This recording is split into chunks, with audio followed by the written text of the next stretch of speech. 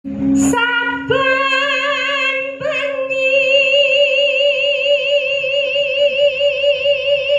nek dhisik iya lho, nek saiki wis 3 sasi pisan kok lho. Yo nek dhisik sik saben bengi, Pak. Nek saiki wis tuwek iki 3 sasi pisan ora wis, Pak. Tembang diprotes lho. Lah yo urung karuan 3 sasi pisan nembangke niki lho, Pak. Oh iya. Nek dhisik saben bengi yo. Pak Lurah langsung bujeg ya karo Pak Dewan. Batine ngene, ya tra iya.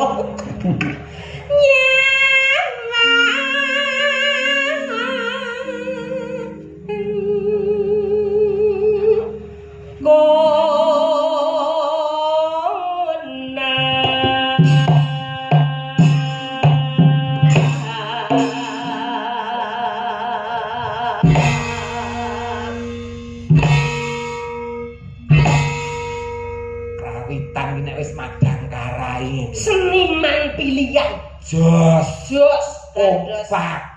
Slogane sempak teles. Aja purno lho, Ge. Semangat kompak anti lemes. Oh. Wah, Semangat kompak ganti Saben lemes. aku mumbul mesti dijengglek. Madang karai. Madang Kompak. kata hebat. Kompak. Dangger kowe jengglek apa mumbul? Mesti dijengglek. Jengglek. Lho buktine ora enek kok pengrawit aras-arasen mongko pendak dina Pak Yoyo ki wayangan. Kaene. Nek tetep kompak. Kompak. Iki pengrawit ngene iki sing perlu diundake kesejahteraane Iya. iki. Kan kabeh iki. Lho, lah iya ngene. Sarjana seni. Bener. ora kompak, Rek. Nah, Ora kompak. yo biasane ngono kuwi, Pak. Penyusup iso ngono kuwi. Yen memajan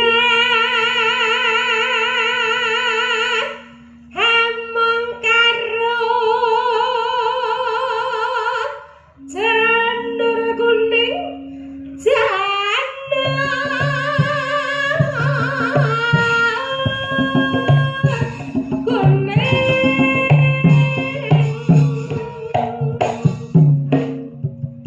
Tenono sak tekaku. Jenenge kompake madang karai yo ngene. ndak ngumpul to. Oh, aku lu ngumpul Dak, Rek. dijengglek. Telak Padang lho, Rek. Ya ngono jenenge wayangane teko esuk kok Pak alon-alon wong nyat wong tuwek iki rada suwe kok, Pak. Ngetes karo pean. Iki seni canggih kok. Ora mung aku tok, Lus. Kowe mumbul mesti dijengglek, Lus. Oh, cacas mudeng lho karo aku. Mudeng iki nggon apa? Mudeng iki paham maksudnya. Lah iya maksudnya Pak. Aku obah blang ngono iki pas kowe. Lho, kanca-kanca, lah pargoke laro perso. Lah wis kerep ngono. Bawa mumbul. Toko dhuwur gondelan kuwi wesi. Aja mudun nek ora tak jabak. Kayak buat jabak apane? Wirone. Iki nek romo yai. Wirone. Yo.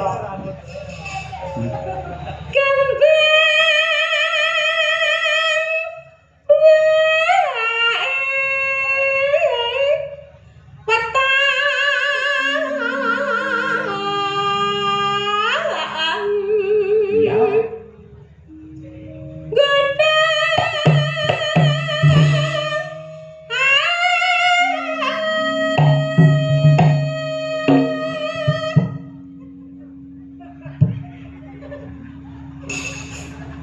Iya. Persis kayak sapian meletong. Lho, ancang dhisik. Ngono lho, meneh kode letong kok pangan kuwi letongku. Letong. Wong kreasine dhewe-dhewe ya, Mbak ya. Mungkin lho. Guna.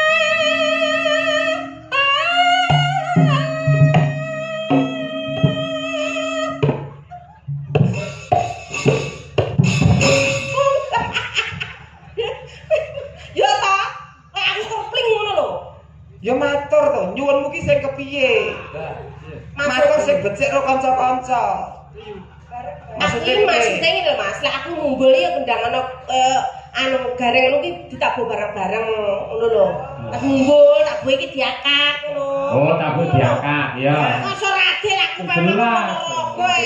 Tembung ki akeh mula bokong dilumahke nek ngomong digenahke. Nah, Iya lho, Pak. nggih Purwodadi kutane. Sing dadi omongane. Nah, Ayo iki mau Mas, pokoknya aku tabuhno jenglengen koyo kuwi ngono kuwi Mas. Drueng ngono koyo. Nah, ngono Mas, dituruti Mas. Iki kok ora mau turuti mangan pager lho iki kok. Saiki awakmu sing bawa terus aku sing ngumpul.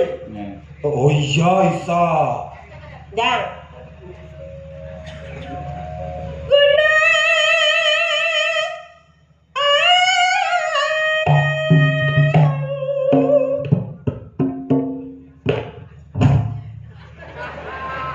Gak ngono kuwi dijemati. Jemati. Gak diangkat ning dhuwur ngono kuwi di. Maksudnya piye malah mau nito nek aku mumbul diangkat lak ngono to. Maksudnya diangkat ning dhuwur ditabuk siji-siji kaya awakmu mau lho. Tabuh siji-siji, oh sing jelas. Wis Untung, ya Pak balik. nuruti Tapi wong aku Ponorogo kok. nuruti wong mekrok yang ngene kok era. Pak No ijan gak sonet mbak aku dhewe lho Pak No. Cakno.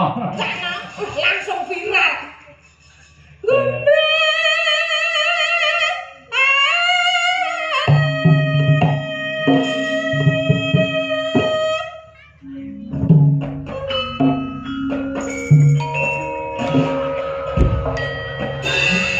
Gak ngono kuwi. Jare ditabuh siji-siji. Munine lho piye munine iki lho piye ngono lho. Nah gue iki munine piye? Oh ini iki barang jeng ngono lho. Muni kita bukti jreng lho. Oh, ndang-ndang jreng.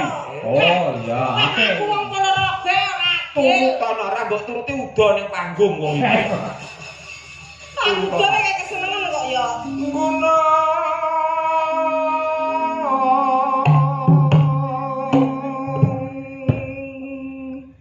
Jreng. Gak mbok tabuhi rapatek. Tak dongane karo udun kabeh. Gel. Ah, bengi iki Mbak Lucy ngeblong. Kok gentenan to, Pak. Gentenan. Kasete ben beda. Ah iya. Gentenan. Pancen kudu diwolak-walik kok. Oke, ora diwolak-walik gosong. Kosong. Saiki dhewe. Pak Cita.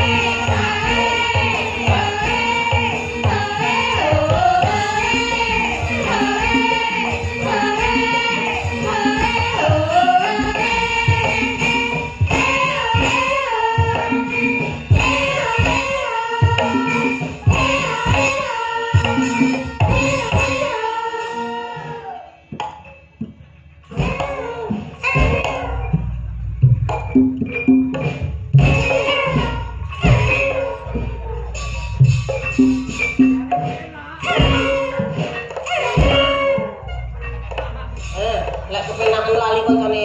Iki wis ben to mumpung lagi iso.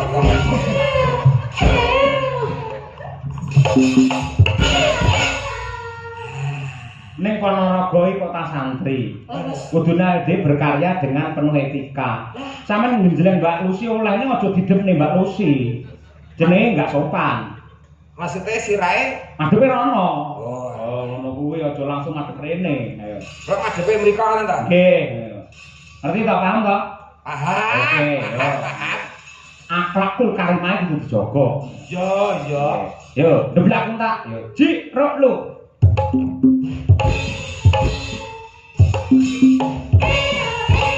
Sik Mas, Salah. salah. Kuwi tetep rene iki lho. Kok ngerti to Pak jenengan bocah noleh? Lah aku nyawang kok kene kok yo. Ngene lho, Pak. Sik mbok-mbok nama lho. Menggok dhewe kok. Ranakno lho. Ngono lho. Kok ora instruksi jalan. beneran. Yo. Tuh tak ketuk. Delung, delung. Ndeblak entak. Sik kok. Pak Ewo lak ngendika to. Heeh. Sirahe madhepe rono. Bener. Lah yo kula wis madhep rono. Lah kuwi menggok rene iki lho. Iki sirah liyane. Iki sing luwih terginas nek sampean. Niki kan terkenal niki napa pelawak sing paling energik. Oh. Nggih. Energi ki opo? Energi itu sing lincah. Lincah. Kerja omong rek. Kupinge kelomong lah. Wong nek ora tak tidoni sindan ora semangat. Kebat mangan apa to, Lus? Lus ambune kok badhek men. Gak trimo badak. Lah dijak ngomong, dijak ngendika Pak Dalang kowe ora tak nyaut iki mah nyapa to jenengmu aku. Nyaut, wong yo nyaut ngono kok. Sing energi kuwi alias lincah. Lincah. Ya, kita panas.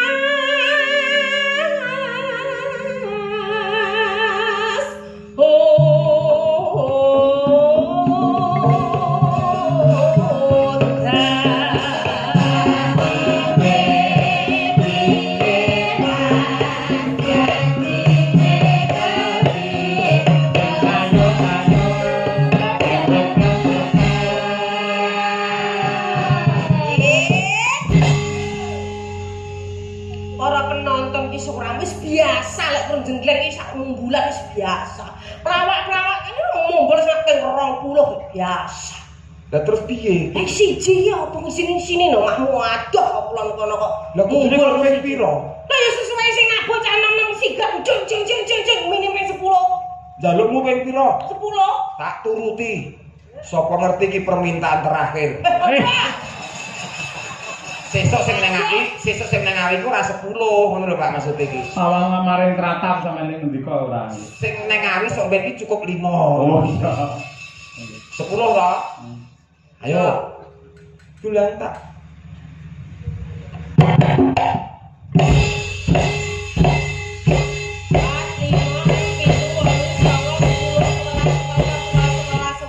Kakean. Lah kinten iki mau? Iki 12 no. Waduh pokean loro, Pak. Nggih. Tak jikok loro, Pak. Apa ana jikok loro? Kok trengginas tenan aja masalah. Rupane kaya ngono tapi ya luar biasa. Heeh. Coba. Panas udan panas aling-aling capek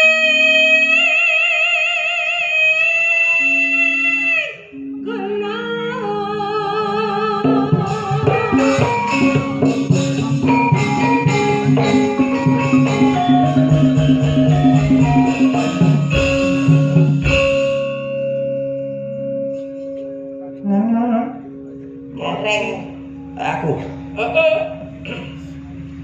Nadyan wadon sarata Para suling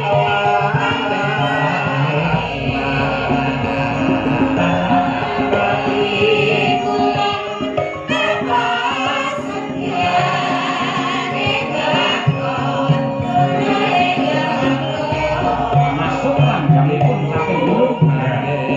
banyu